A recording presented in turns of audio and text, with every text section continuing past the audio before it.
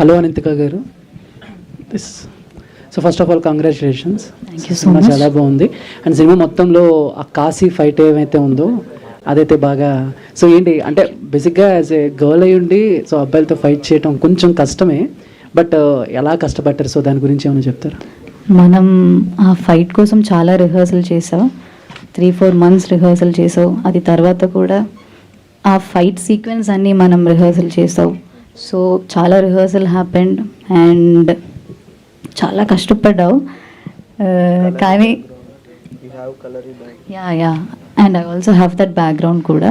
So it was okay and it was కష్టం at the same time. And yeah and fight అది అందుకే చెప్తున్నా, fighters అన్న అయినా చాలా అన్నాస్ వాజ్ దేర్ ఆ ఫైట్ చేస్తున్నా అన్న. So it was actually they made me little comfortable. And అది ఫస్ట్ ఐ థింక్ ఒక 1 week మనం షూట్ చేసావు కదా that sequence. So it was actually very comfortable. So hero కోసం అనంత్ గారు, మలయాళం నుంచి వచ్చిన హీరోయిన్స్ అందరూ కూడా మంచి సక్సెస్ఫుల్గా ఫామ్లో ఉన్నారు. సో నెక్స్ట్ మీరు కూడా ఇలాగే అనుకోవచ్చు ఇక.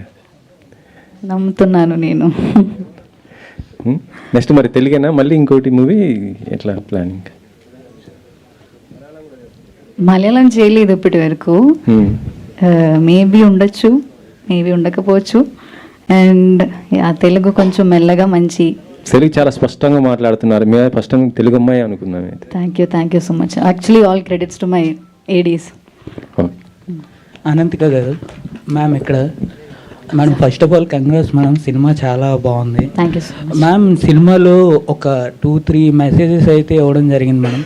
అందులో మీకు బాగా ఆకట్టుకున్న మెసేజ్ అంటే ఏం చెప్తారు మ్యామ్? అంటే రాణి మాలిని కథ అని ఒకటి వచ్చింది, నెక్స్ట్ ఫస్ట్ లవ్ స్టోరీ ఒకటి, సెకండ్ లవ్ స్టోరీ ఒకటి. అంటే ఈ సీక్వెన్స్లో మీకు బాగా నచ్చిన మెసేజ్ అంటే ఏం చెప్తారు? ఐ థింక్ నేను వద్దనుకుంటే నేను కాదు, నేను ఒంటి మీద బట్టకున్నా గాలికైనా సరే నీ వైపు రాదు. దట్స్ ద డైలాగ్ నాకు యాక్చువల్లీ కనెక్ట్ అయింది. Thank you. అమేజింగ్ అండి, అమేజింగ్. Last question.